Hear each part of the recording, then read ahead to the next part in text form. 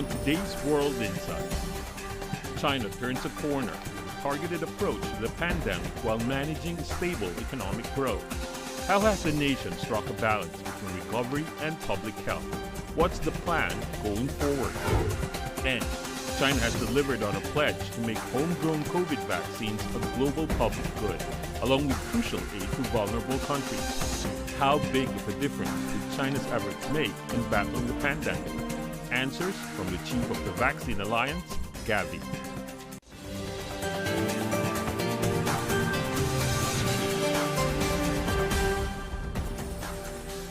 Hello and welcome to World Insight, our special edition, The Turning Point, China's Rebound and Global Recovery.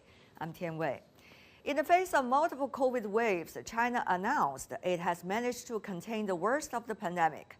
It has also kept the economy growing at an average of 4.5% over the past 3 years. How to look at China's practices and its way forward? For deeper insights, let's have our panelists.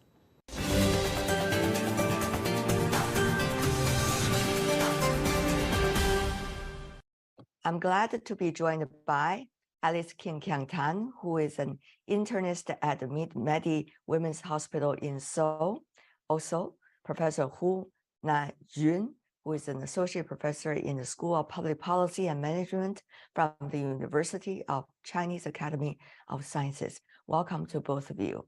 Now, as China has been adjusting its policy toward COVID-19, how do you see it is going to lay a foundation for the normal social and economic life in this country and hopefully China's interaction with the rest of the world? Dr. Tan, please. Well, I think in not just China, but around the world, we're now trying to figure out how to transition out of an emergency phase to an endemic phase and living with this virus. And it was very telling last night. So on the 26th of January in the US, the US FDA had their Vaccines and Related Biological Products Advisory Committee meeting discussing what to do about vaccinations in the both near future and in the upcoming years vis-a-vis COVID-19. And one very well-established, I think, thought was that this continues to be an evolving virus and it's not going away anytime soon. And so we do need to have a long-term plan in terms of how to live with this virus. And vaccination remains very critical because we still know from the data that vaccination decreases your chances of severe disease and death significantly, 13-fold, 16-fold, depending on if you're comparing with people who had 3 doses versus people who are unvaccinated. And so it remains very important to push for vaccination among the unvaccinated. This is in every country around the world. And also to come up with a strategy in the upcoming months to years for how to best protect our public against this virus, which will not go away in the near future and which continues to evolve. To live with COVID, how to? That's probably the biggest question now.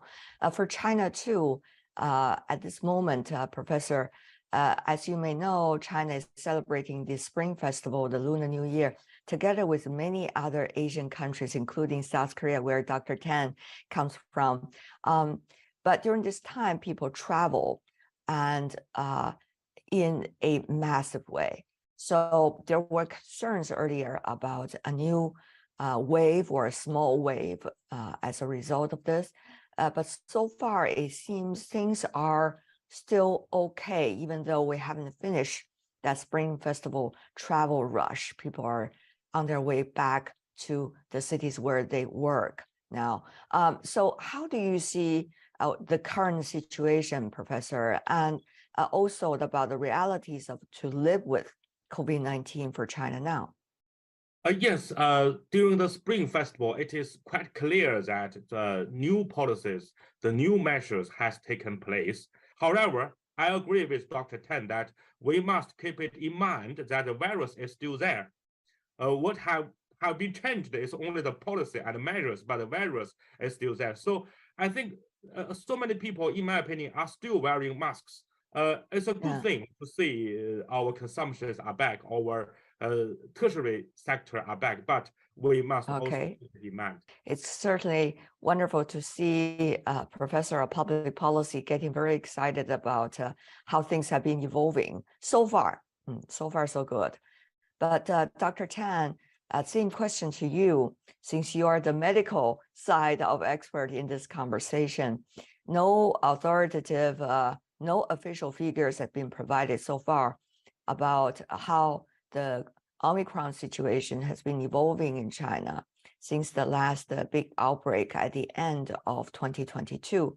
However, the Spring Festival travel rush, as we've seen in Asian economies, certainly would bring more interactions among different groups of people, especially the vulnerables. So how do you see the prospect that of short-term China living with COVID-19, with the virus at this point?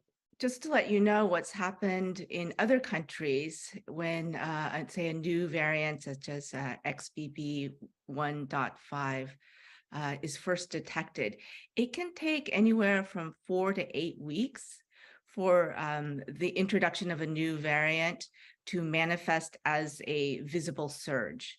So you mean subvariant or variant? Subvariant. So XBB 1.5 is a new recombinant variant of 2 different Omicron strains. And in the past, this happened with Delta, this happened with Omicron in South Korea. We knew that the variant had come into our borders, and we were monitoring the situation very carefully. But it took several weeks, from 4 to 6 weeks, for 1 case to turn into 2 cases to 4 cases, and then finally into a surge. So I think it's still a little bit early to assess the situation in terms of virus epidemiology, what's going on in China, especially with the spring holiday travel. So this is why close monitoring, testing, surveillance is still very, very important. Going back to your first question, how are we going to live with this virus going forward?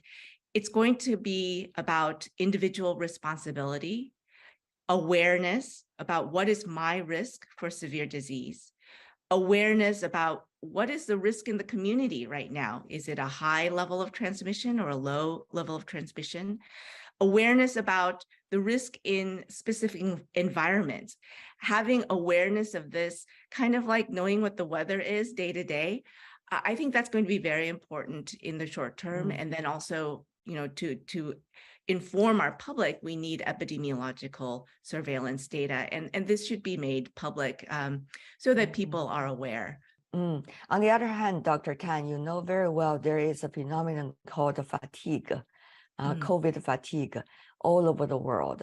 People have been dealing with the COVID-19 together with the policies of their economies, and also people have been informed and sometimes ill-informed, and which also strengthening in a way the fatigue as we have seen.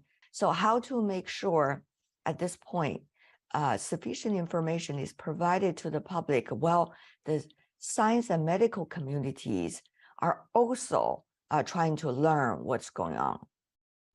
Right. So I agree with you. The COVID fatigue is real. We don't want COVID fatigue to turn into COVID regret, right? So we don't want people who are high risk of severe disease and death to think that it's okay for them to go into a high risk situation and have that moment of freedom and relaxation and fun turn into regret. And so that's why informing individuals and communities is so important, so that people can make the right choices. We can't live in a situation that is such, high stress and high level of isolation and a sense of danger all the time. It's not good for our mental health, and it's not necessary at this point in the pandemic. We have vaccines that work very well. We have treatments. We have many tools that can be accessed so that we can enjoy our lives again. But we want to make sure that people who are at the highest risk know how to protect themselves and don't make decisions that can turn, a decision from fatigue to regret. We just don't want that to happen. We don't want people to make dangerous choices. Yeah. In China, during the Spring Festival, you will see in social media, for example, Professor Hu, that some of the elderly generations, particularly in rural areas, as a result of the sparsely located their housing, have not been infected with COVID-19 yet. And so the children, the grandchildren, and even the great-grandchildren of the elderly generation would try to pray to them and also show their respect to the elderly from outside the window, from outside the building where the elderly generations are living. So we saw a lot of those things. People would kowtowing to their mother and their father who are aged already from outside the window just to protect them. How do you see awareness like this in China? How well protected are the elderly generations in China right now in terms of vaccine and other measures? Well, generally speaking, we must protect the vulnerable people, not only in our society, but also in our family. As you have mentioned, the situation is quite special, but I think we should also talk about this topic in details. For example, in this Spring Festival, I went back to a rural area in Beijing. It's near the border of the Beijing and Tianjin and Hebei province. But this village, I saw this, according to their information, nearly 70% of the total people in this village have been infected. So in this village, we see a quite normal life. People will go to their relatives, go to their friends, families to say Happy New Year as normal as possible. There is no such fears or such fatigues as we have discussed before. But I think in other rural areas, for example, my friend went to his hometown in Sichuan province, a rural area, the infection rate is very low. So they have to be cautious. They have to wear masks to see their elder relatives in their hometown. So I think this situation, just the same situation as China's economic situation. We have a diversified national situations in different regions, in different provinces. So I think right now what we need to protect is the most vulnerable region, not only people, but the region. And I think in our healthcare systems, we must locate our resources and the personnel downwards to the grassroots. That is what we have discussed for so many times. We do not have the hierarchy healthcare system, but right now we need something like this. We need GPs, we need some healthcare services in village levels. Dr. Alice King-Kyang Tan, Professor Hu Nai-Ren, thank you so much for both of you for joining us. Appreciate it. Thank you. You're watching World Insight. Coming up, China has delivered on a pledge to make homegrown COVID vaccines a global public good, along with crucial aid to vulnerable countries. How big a difference did China's efforts make in battling the pandemic? And how can we prepare better for the future waves, if there were any? Answers from the chief of the Vaccine Alliance, Gavi. Transparency of good science. The world is changing fast, taking all our lives with it. But we can change it too, by seeking answers to problems through discussions and debates. On World Insight, I ask direct questions to real people in the know, seek genuine answers, but respect diverse perspectives. Our live global debates tackle the most critical issues head-on. World Insight with Tian Wei go beyond the headlines.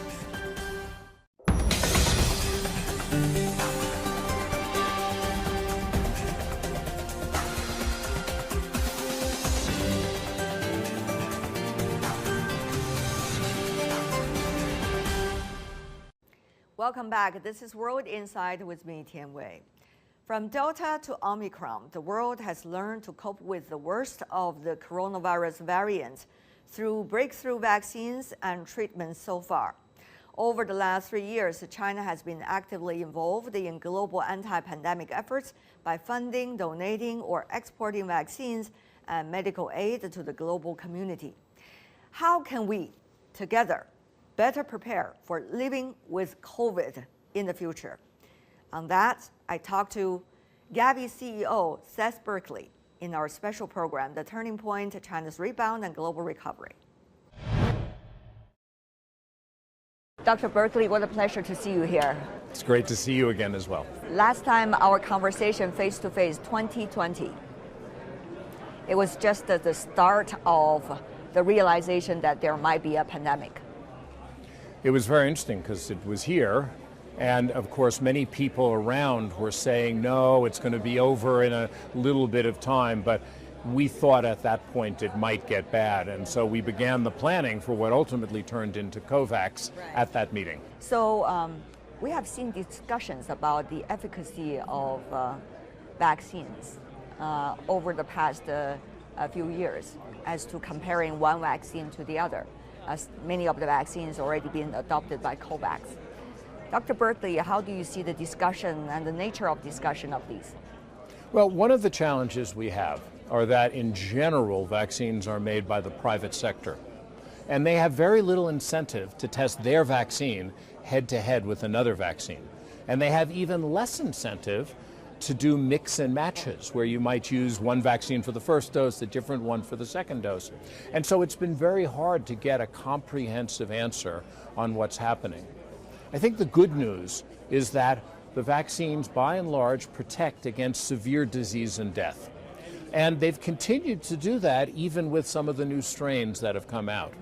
What I think has been disappointing to everyone is that we haven't seen infections reduced as well now. At the beginning, we saw a reduction in infections, but with the new strains, the new variants, infections continue to occur, and that's hard for the population to understand, because I just got a vaccine and then I get infected. They think, well, it's not working, but what you're trying to do is protect against severe disease and death. So, Dr. Berkley, tell me more about your thoughts on the IPR, since you're working for many of the vulnerable groups. So it's an interesting issue. We have a word in English called a red herring, meaning that it is not necessarily related to the problem at hand. So intellectual property is absolutely critical for drugs and small molecules. And we have a history in public health of the anti-AIDS drugs, which I know you've worked on.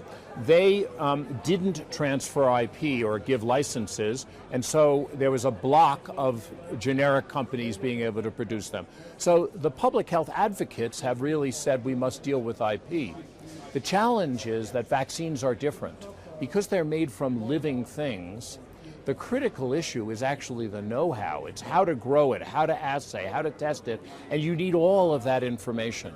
So what we need is cooperation between two companies or companies and public sector agencies, producers, and there may be a little IP in there, but the IP is not the main problem. So many companies have said, we're not going to protect our IP during this period. That didn't bring us any vaccines quicker.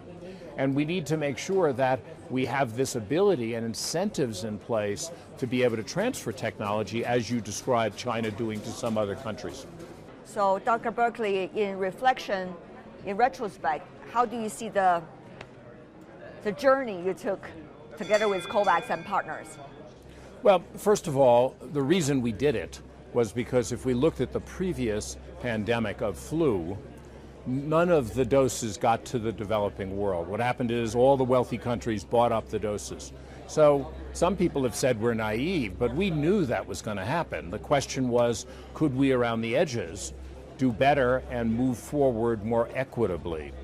And so what actually happened? So for the first time, obviously, the science moved very quickly. You know, we had our first vaccine in 327 days, which is amazing from the first time that the sequence was published.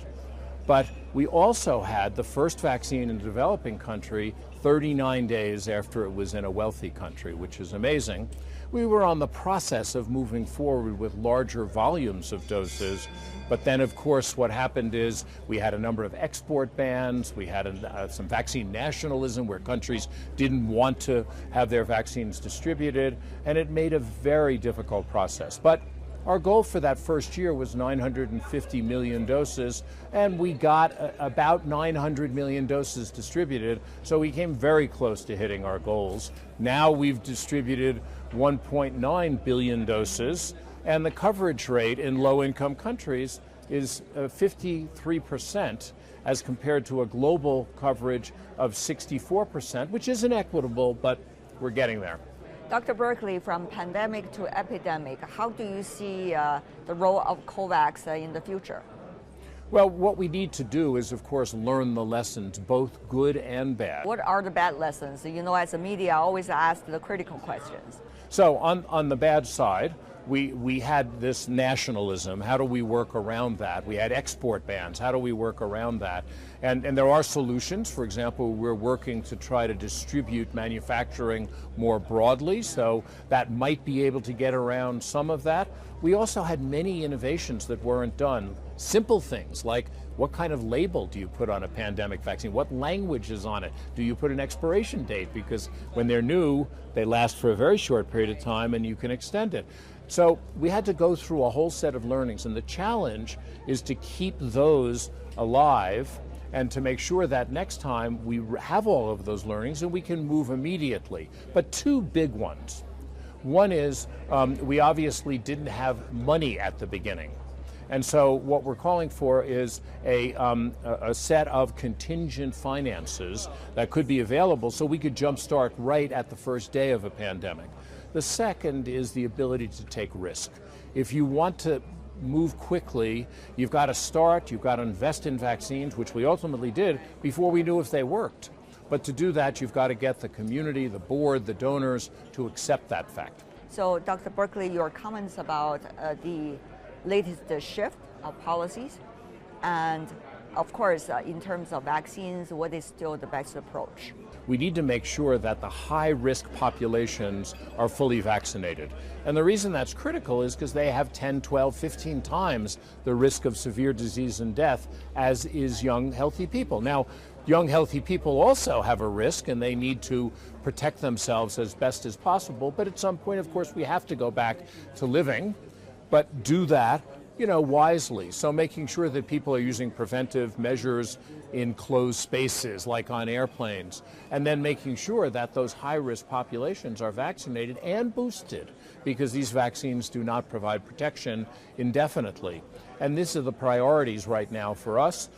In the developing countries, which is our primary goal, we have now 81% of health workers vaccinated, but only about 66% of the elderly. You know, that should be 100% and 95%, and this is what we have to move towards. But Dr. Berkley, how do you see currently the approach? Because people are worried with 6 months immunity, there's likely to be other waves, and what is the way to deal with other waves? So there is some kinds of naivety among the public about, oh, once I get it, I probably can be spirit-free.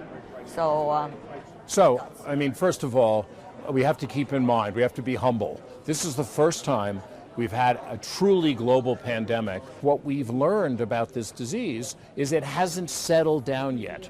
It's continuing to mutate and change, And with that, we're seeing strains with increased infectivity, and we're seeing that people can get infected multiple times because they have strains that work around the previous immunity. As I said, so far the vaccines provide protection against severe disease and death, so our recommendation is to continue to use those, but not rely on them to completely protect you, and that's why the other methods are also critical. At some point, we presume that this will slow down. It's changing, and we may get to a steady state or not. As you know, influenza, every year we have a new vaccine for it because it is constantly changing. Other diseases get into a stable place and we can create a vaccine. And what we need is a vaccine, of course, that works against all coronaviruses. So not just this one, but SARS and MERS and whatever the next one will be. So how do you see whether we are learning the lessons of the pandemic at this time of COVID? Would we have better memories and better skills? Well, my hope would be that we've learned. And one of the reasons I'm here at Davos this time is to make sure we keep this on the agenda, because our previous history is panic, neglect, panic, neglect. And I worry that with all the other crises, the polycrises that are going on, that it's easy to stop thinking about pandemics. And yet it's evolutionarily certain that we're going to have more pandemics. And so the challenge is to make sure it remains not the only priority, but one of the priorities for political leaders. The other thing is, we don't know where the next pandemic will come. We don't know what it's going to be caused by. So we need a level of pragmatism and flexibility, but also a sense of global engagement. And I worry that this has become very politicized. The use of vaccines has become politicized.